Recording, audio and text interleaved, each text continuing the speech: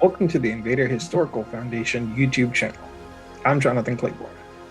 This video is the third part of our in-depth look at the Douglas B-26K counter-invader. In case you missed the other videos, we'll check them out in the links below. In this video, we will be discussing the CIA's use of the invader in the Congo. Before we can dive into the counter-invader missions, it may be helpful to take a step back and establish some context. The CIA has a long history with the Douglas invader and had been using this plane since the end of the Korean War. The Indonesian Civil War of 1958 was their first opportunity to use the invader in an offensive capacity. The CIA provided a number of planes for the conflict, backing the rebels who were fighting against the established government. In total, 13 B-26 invaders participated in this CIA operation, with 8 being used in the field and 5 held in reserve. This operation was short-lived, and the missions began on the 13th of April 1958 and ended just over a month later. On the 18th of May 1958, a CIA-operated B-26 was shot down by an Indonesian government F-51D, and both CIA crew members were captured. The pilot, Alan Pope, was quickly linked to the CIA, and the CIA was forced to abandon the operation in a fit of embarrassment. The CIA's track record with the invader was hit or miss. In mid-April 1961, the CIA used a force of 20 B-26 invaders to attack targets in Laos in what was known as Operation Mill Pond. A handful of these invaders were CIA assets that were in the Philippines and Taiwan, but the majority of these planes had been slated for scrapping at the Davis Mountain Boneyard. After having 2 setbacks in recent memory, Washington ordered the attacks canceled at the last second. 2 RB-26C recon invaders were added to the retinue, and the mission profile changed to that of armed reconnaissance. Many of the Mill Pond invaders were later reused in Operation Farmgate. The CIA provided 25 invaders painted up in South Vietnamese Air Force markings, and the U.S. Air Force provided the crews, men from the 4400th Combat Crew Training Squadron, codenamed Jungle Jim. This air operation was a successful venture of attacks against Viet Cong targets in South Vietnam. But the CIA's missions with the counter-invader were tied to what was perhaps their most notorious mission, the Bay of Pigs. In many ways, the Bay of Pigs is the definitive example of Cold War-era clandestine warfare. In 1952, the political landscape of Cuba changed. General Fulgencio Batista, who was an American ally, led a coup against the current Cuban president Carlos Prio. Prio was defeated and forced into exile in Miami, Florida. In response to this, Fidel Castro formed the 26th of July movement to oppose General Batista. By December 1958, Castro had succeeded in routing Batista and seizing control of Cuba. His first order of business was to nationalize U.S.-owned businesses and then sever ties with the U.S., while Castro courted the Soviet Union, America's longtime rival. It was this courtship of Russia that stoked American interests. Military officials were very worried that Castro would offer Russia the use of military bases and that Russia would be able to put nuclear missiles in Cuba, within striking distance of Washington, D.C. By 1960, the CIA was directly involved in several plots to try to assassinate Fidel Castro and/or overthrow his government. Castro's Cuban Air Force, the Fuerza Aérea Revolucionaria, or the Revolutionary Air Force, called the FAR for short, had 18 Douglas B-26 invaders at its disposal. This is one area that the CIA exploited. Having an abundance of B-26 invaders literally laying around the scrapyards, the CIA procured 26 of them, sanitized them, standardized them, and then painted them up to look like Castro's FAR planes. These CIA planes were used to attack Cuban airfields. One of them was made to look like it had taken damage on the 15th of April 1961. The plane diverted into Miami International Airport, where it made a public display of defecting. This ruse had the world convinced that the attacks on Cuban airfields were carried out by some internal Cuban faction. The entirety of the Bay of Pigs and other CIA operations will get their own videos in the future. What's important for the sake of this context is that the Russian KGB supplied information to Castro about when and where the invasion of Cuba would take place. The CIA, meanwhile, provided equipment, men, and training for the invasion, not knowing that their invasion plan had been compromised. By the time the events were over, 7 of the CIA's B-26s had been shot down.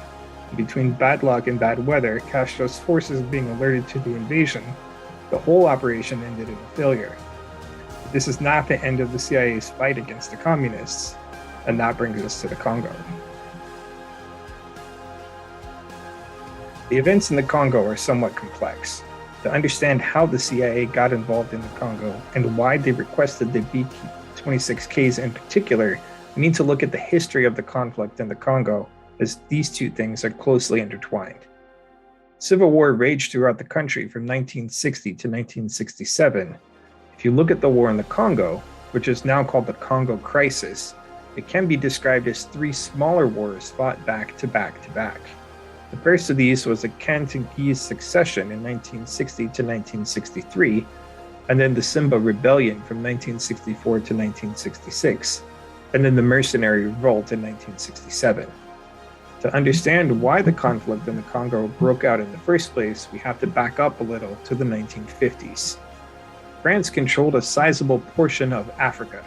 Madagascar, the Republic of the Congo, a different country than the Democratic Republic of the Congo, Gabon, Cameroon, and Central African Republic, Chad, Niger, Mali, Mauritania, Senegal, Guinea, the Ivory Coast, Burkina Faso, Benin, Togo, Morocco, Tunisia, and Algeria. Beginning in 1954, Algeria began a war with France for independence. The US lent 103 B-26 Invaders, surplus from the Korean War, for use in Algeria. As the war raged on for years, French support of the colonialization of Africa waned. By the 1950s, France was making plans to begin returning countries to the control of its native inhabitants.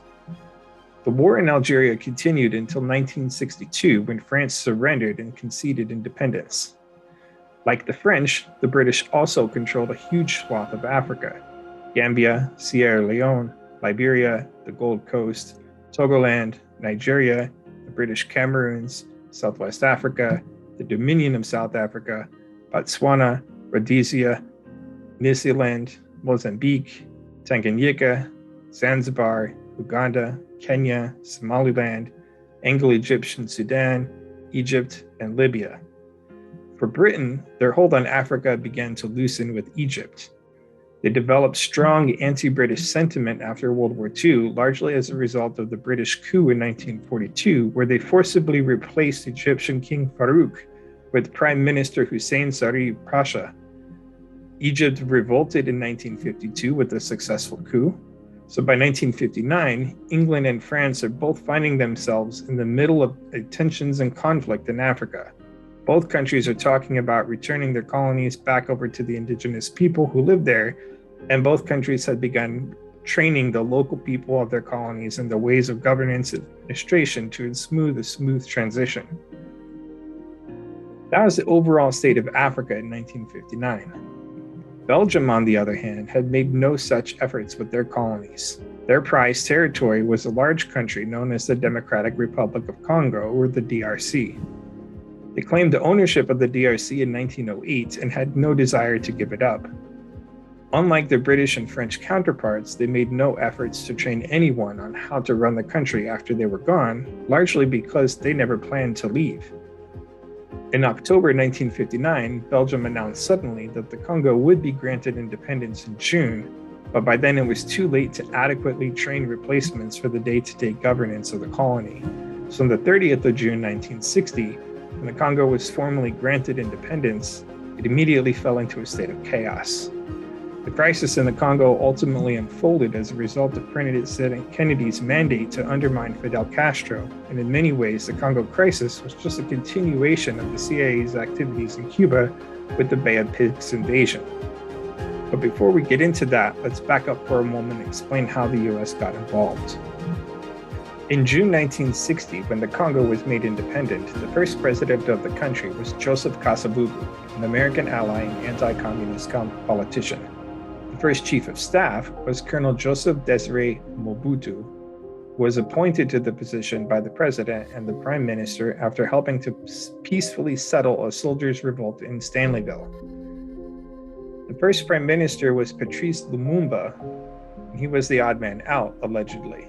According to the US intelligence network, Lumumba was a pro-communist Soviet supporter, so the US kept him under close surveillance. Also, immediately after coming to power, a group of Congolese in the south, called the Katangans, wanted to break away and become independent. The man behind this secession movement was Moishi Tshombe, the political leader of the Katangans. Tshombe didn't act on his own. The principal form of economy in Katanga was copper mining, and the largest shareholder of the copper mining rights was a Belgian company. Undermined and undercut by their government's release of the Congo, the Belgian company bribed Tshombe to push policies and agendas that would benefit the company, namely independence from the newly formed Congolese government. Panicked by the declaration of succession and fearing widespread war, Prime Minister Lumumba asked the United States and the United Nations for help. Both the US and the UN refused to get involved, fearing that they would be shedding blood to aid a pro-communist supporter who would undermine them in the future. Running out of options, Lumumba turned to the Soviet Union for help, which only provided the US with proof that he must be a pro-communist leader. The ask for Soviets to get involved had other ramifications. It enraged President Kasavubu, who staunchly opposed the Soviets. But the Soviets responded to Lumumba's plea. They sent military aid and roughly 1,000 technical advisors to the Congo within 6 weeks. Kasavubu saw this as an invasion and blamed Lumumba. On the 14th of July 1960, the UN officially ordered Belgium out of the Congo and adopted Resolution 143, which authorized the deployment of UN peacekeeping troops. They were worried that the Belgium's self-interests in the backing of the separatists was destabilizing the region. When the Soviet troops arrived, they joined with the ANC, the Congolese army, and led an assault on a small branch of Katangan separatists. Around 2,000 ANC and Soviet soldiers invaded the area of South Kasai in a major offensive. While the operation was successful, it did cause some infighting in the ANC ranks between the various ethnic groups. This disarray led to a breakdown within the army itself, and the army massacred some 3,000 civilians. Meanwhile, the US intelligence network saw these events and decided that it was a Soviet ploy to spread communism to Central Africa and dubs it a classic communist takeover. The US and Belgium both saw reasons to get involved. Belgium feared that if the Soviets took over the Congo, they would lose rights to the copper mines. The US feared for national security and worried that the Soviets would use the Congo as a military base. Under pressure from the US and Belgium, on the 5th of September 1960, President Kasavubu dismissed Prime Minister Lumumba from office publicly over the radio, using the massacre in South Kasai at the hands of Soviet troops that Lumumba invited here as a reason. Lumumba did have the support of both houses of parliament, but intervention by the US Central Intelligence Agency and the UN representative Andrew Cordier prevented any kind of unified response in support of Lumumba. Lumumba had expected this and ordered Colonel Mobutu to arrest the president for conspiring with foreign powers. Simultaneously, President Kasavubu ordered Colonel Mobutu to arrest Lumumba for treason. Colonel Mobutu thought it over, and on the 14th of September, under pressure from Western nations, he declared both President Kasavubu and Prime Minister Lumumba unfit for leadership and called for them to be neutralized. In place of the existing government, Colonel Mobutu established a leadership of college-educated Congolese called the College of Commissaries General, led by Justin Bamboku. With the new government in place, the Soviets were ordered to leave the Congo. On the surface, Colonel Mobutu said that the coup was an attempt to get the president and the prime minister to cool off and to think more rationally. For his own safety, Lumumba was placed under house arrest, guarded by UN troops from Ghana, and then by a perimeter of soldiers from the ANC. In November 1960, a member of the Congolese government loyal to the and President Lumumba fled to Stanleyville in the northern part of the Congo and set up a new government in exile led by Antoine Gizenga.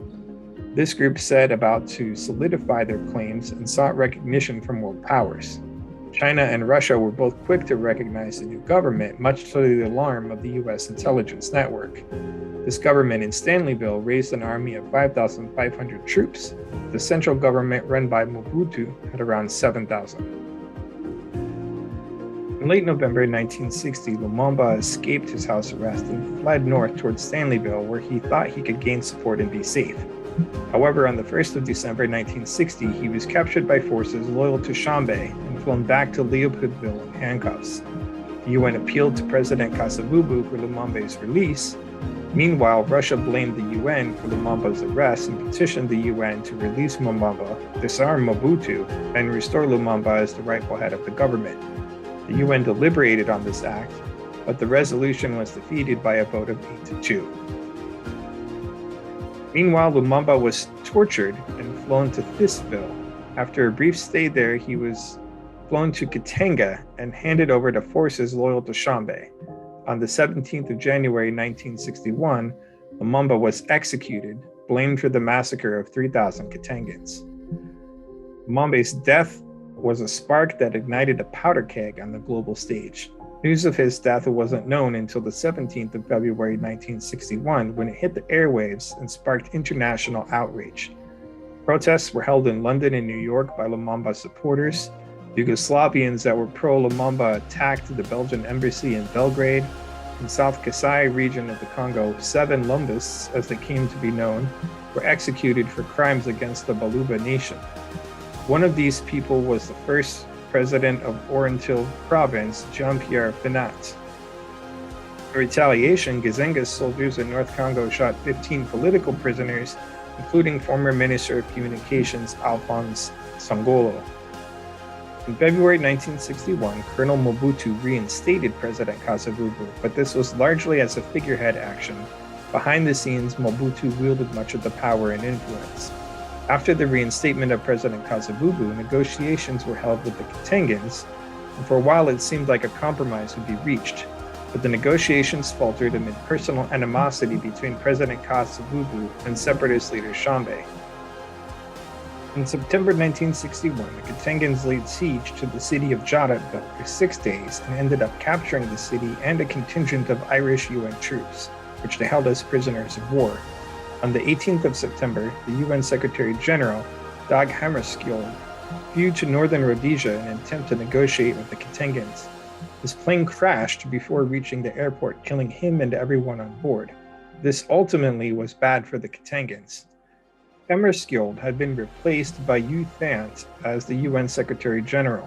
While Hammarskjöld wanted to maintain peace and impartiality as much as possible, Thant favored direct, decisive intervention. Thant and Chambé reached a temporary agreement. The Irish contingent would be released and the UN troops would be pulled back. Chambé played up this as a propaganda coup, but in November 1961, 10 Italian UN pilots were murdered in Port-au-Prince, which galvanized world powers to bringing a swift end to the conflict. In April 1962, the UN had brought enough forces into the Congo that they were ready. They marched and captured South Kasai. A force of South Kasai commanders defected to the central government and snuck into Bakwanga on the night of the 29th of September and attacked the last of the holdouts of the separatist loyalists. On the 5th of October, troops loyal to the central government arrived to help support the mutineers in quashing this batch of separatists. In late 1962, the US government authorized the CIA to recruit 5 pilots to flight in the Congo. These 5 pilots were hired through a CIA front company based out of Miami called Intermarine. Deniability was crucial, especially with the Chinese and Russian players involved. The pilots were to be based at Ndolo Airfield near Stanleyville, where they were to fly unmarked and unarmed T-6 Texans over the capital as a show of strength. This so-called instant air force was a success initially at decreasing enemy morale. From December 1962 until the 17th of January 1963, the UN forces gradually encroached on the last of Chambé's territory, taking town after town, one by one, until finally on the 17th of January, Chappell surrendered his last stronghold, Kolwezi, ending the Katingan succession. During 1963, the CIA increased the size of its Congolese air squadron. They requested the U.S. Air Force to send them P-28 Trojans, H-21 Shawnee helicopters, and B-26 Invaders. Many of the mercenary pilots hired by the CIA were ex-Cuban nationals who had flown for the CIA before and had much experience already. The CIA created a company called Intermountain to provide advanced pilot training. They also created another shell company called the Western International Ground Maintenance Organization, or WIGMO, which was based out of Belgium on paper. This is why the CIA's operation in the Congo is known by the code name of Anstalt WIGMO. In an attempt to reconcile the country, a series of changes followed. The number of Congolese provinces were changed from 6 to 21, and the provinces were given greater autonomy. President Kasavubu also installed Chappell as the interim prime minister. This move was widely unpopular with many people in and out of the Congo. Many Congolese loyal to the late Prime Minister Lumumba saw it as an affront to his memory that his killer should hold his office. Other Africans, including King Hassan II of Morocco, saw Chappell as nothing more than an imperialist puppet with no morals or scruples of his own and willing to sell out his own people for a price. Dissent grew until the 16th of January 1964, when a new rebellion erupted, this time in the northern and eastern parts of the Congo. Pierre Mulele, who had served as the government under Prime Minister Lumumba, led the rebellion. The Lumbists under Mulele had captured the cities of Idiofa and Gunga in the Kwilu province. This garnered more support from dissidents, and soon the Kivu and then Albertville fell to the Lumbists. The rebels adopted the name of Simbas, the Kiswahili word for lion, and rapidly expanded their territory. By 1964, the Simbas controlled Port-au-Prince, Stanleyville, Paulus, and La Salle. The Simban ideology was also loosely based on communist philosophies of equality as a means of increased wealth. They incorporated belief in magic into indoctrination in order to recruit new members. Many of their ranks were young people who thought the Simbas could give them things that the government could not. Part of the magical indoctrination had the Simban recruits drink a potion. They were told that if they lived their life according to a specific moral code, that the potion would make them immune to bullets. This magical component invigorated the Simban ranks while simultaneously demoralizing the central government troop. The Simbans had also adopted a position of murdering any and all political dissidents they encountered. In Stanleyville alone, the Simbans were estimated to have murdered close to 2,000 Congolese. The UN peacekeeping forces were in the process of leaving the Congo when the Simba rebellion broke out. Only 5,500 UN troops remained, scattered all throughout the Western Congo, and they were effectively surrounded and cut off. Simbans formed a new government, the People's Republic of Congo. They made Stanleyville the capital, and they installed Christopher Gabenye as the president. Almost immediately, Russia and China both offered to support the new government and supplied them with arms. Several African nations, including Tanzania, followed suit. Cuba, led by Fidel Castro, also offered aid. Castro sent 100 military advisors and Che Guevara, who traveled under an alias to the Congo to help train the Simbans in tactics and strategy. This was too much for the US government. Now in the height of the Cold War, the Gulf of Tonkin incident still very fresh, the US felt that if this conflict was not dealt with swiftly, it could brew into a larger war that involved major world powers that would draw the US in directly. As a result, the Congo turned into a hot war between major powers fought by proxy. On one side, the central government, we have the UN and allied nations, and the United States in the form of the CIA. On the other side, we have the Simbans, supported by a handful of other African nations, China, Russia, and their KGB, and now Cuba by way of Che Guevara. With their failed coup of Cuba almost a few years earlier, the CIA was eager to get another shot at interfering with Cuban interests. Chappell called up his surviving mercenaries from the Katingan rebellion and directed them toward the Simbans. The elite mercenaries were formed into a unit called 5 Commando ANC. They were led by a white South African named Mad Mike Ware. The Wigmo ground crews armed the T-6s with .303 caliber machine guns and 2,500 rounds of ammo. They also equipped the planes with rocket launchers. While the T-28s and H-21s arrived quickly and in the requested numbers, the B-26 Invaders were harder to source. The U.S. Air Force had just grounded their entire fleet of Invaders due to wing spar fatigue. 4 of the best Invaders were pulled from the storage yard at Clark Air Force Base and sent to the Congo. One of them apparently never left Asia. Another Invader crashed at Royal Air Force Base in Kazmark in Idan, where it was then abandoned and used for firefighter practice for several years. When the other 2 Invaders arrived in the Congo, the Cubans were rightfully outraged to learn that the US would send such dangerously maintained planes. This was especially true after they learned that the US had grounded their Invaders and wouldn't let the American pilots fly them, but they were perfectly happy with letting the Cubans use them. The CIA controller on the ground complained loudly to Washington. The US apologized and reassured the Cubans that they were working on it. This is where the counter-invaders entered the picture. The CIA had been supplying arms to Mad Mike Ware and his commandos in their fight against the Simbas, but it wasn't enough. The Simbas were great at getting away and regrouping later. What Ware needed was air support. With the realization that Castro was supplying aid to the Simbas, many of the ex-Cubans who flew for the CIA before came flocking to their cause again. Most said they viewed it as their patriotic duty to fight Castro wherever he tries to extend his influence. On the 18th of August 1964, 3 newly refurbished B-26K counter-invaders arrived in the Congo. 6417644, which would be named Shithouse Mouse, and Kachita. 6417645, which would be named Rum Dum, and 6417646, which would be named the Boogie Bogey.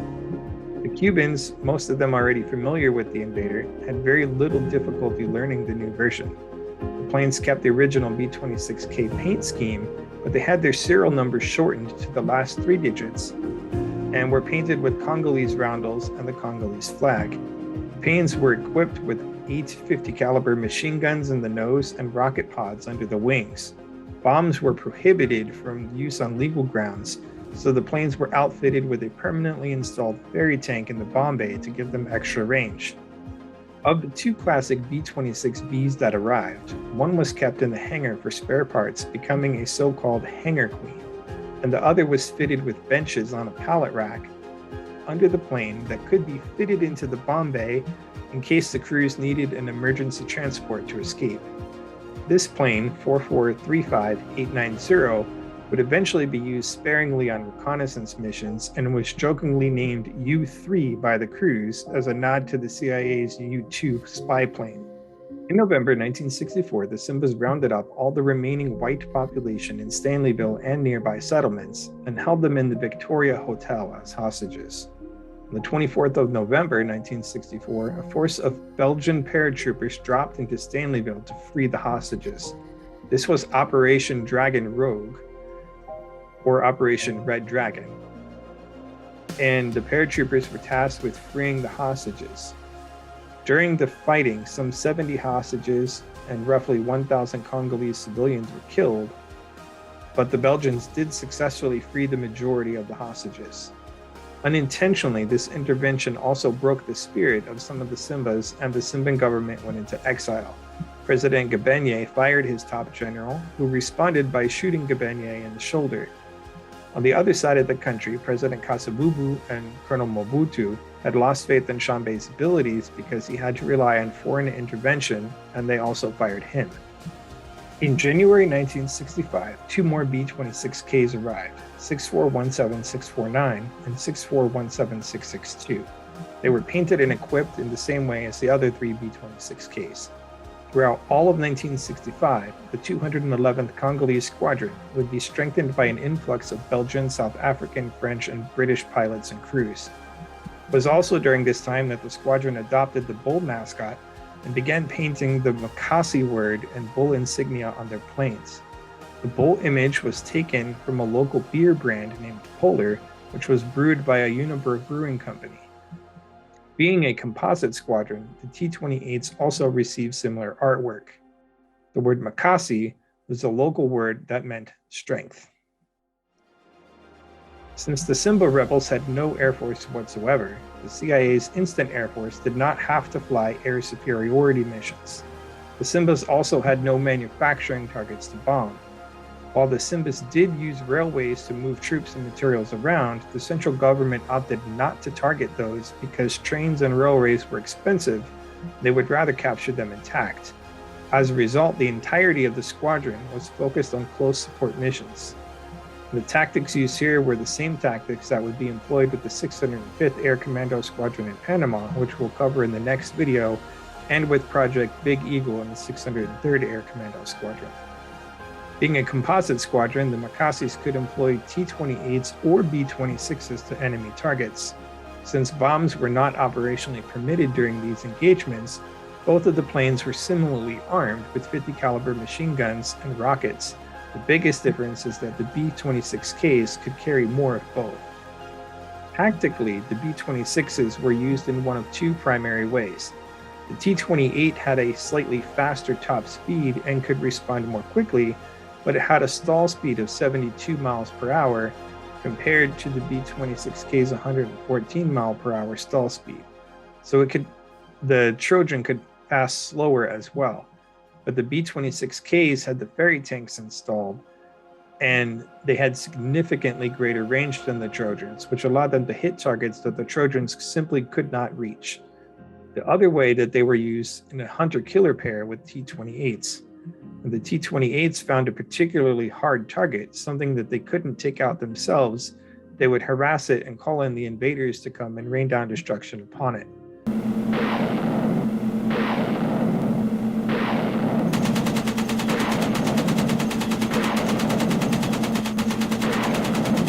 In April 1965, Che Guevara arrived in the Congo by way of Beijing.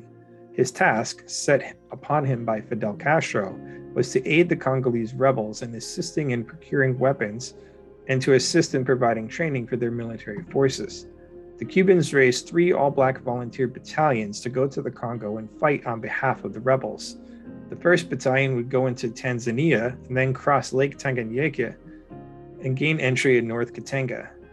The 2nd Battalion, named the Patrice Lumumba Battalion, would fly to Brazzaville and then cross the Congo River into Leopoldville, Kinshasa, while the 3rd and smallest battalion, comprised of 150 men, including Guevara himself, would cross into the Congo from the east. On the 22nd of April, Guevara arrived in Dar es Salaam.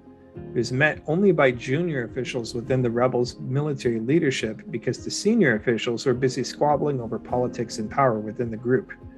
Guevara established a supply base in the lakeside town of Kingoma, crossed the lake, and then linked up with well-armed PLA rebels on the Congolese side of the lake.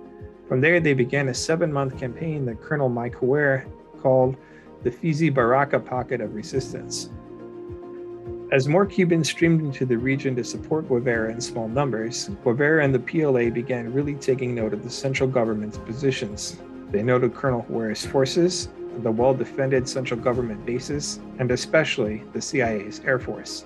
The mistake that Guevara made was assuming that this squadron consisted only of smaller T-6s and T-28s. They did not notice the B-26Ks yet.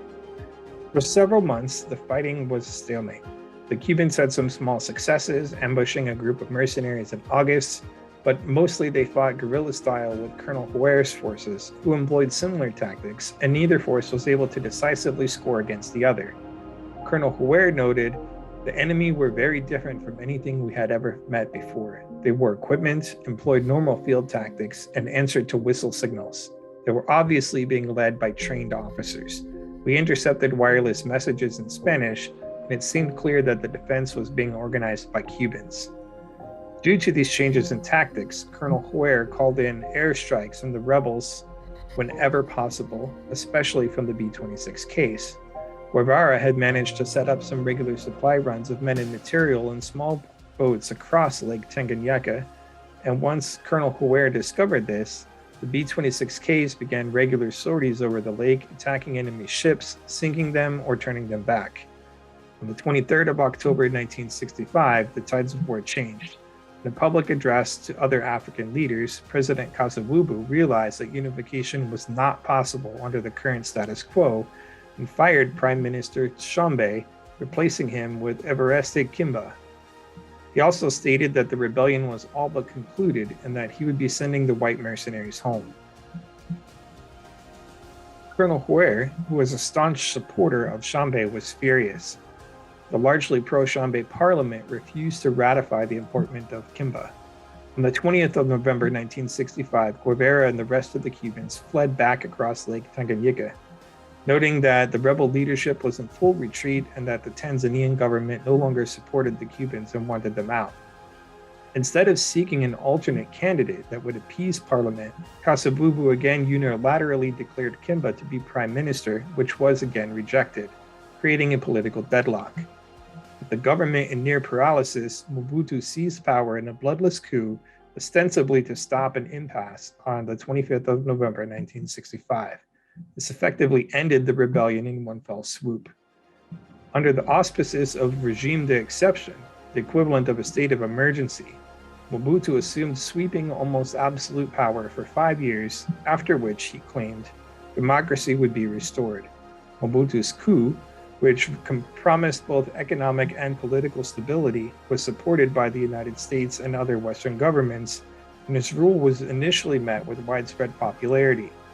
He increasingly took other powers, abolishing most of the prime minister in 1966 and dissolving parliament in 1967.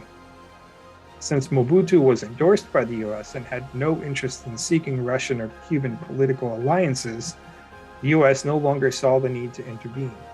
The CIA kept their planes on the ground for the remainder of 1966 until stability could be ensured.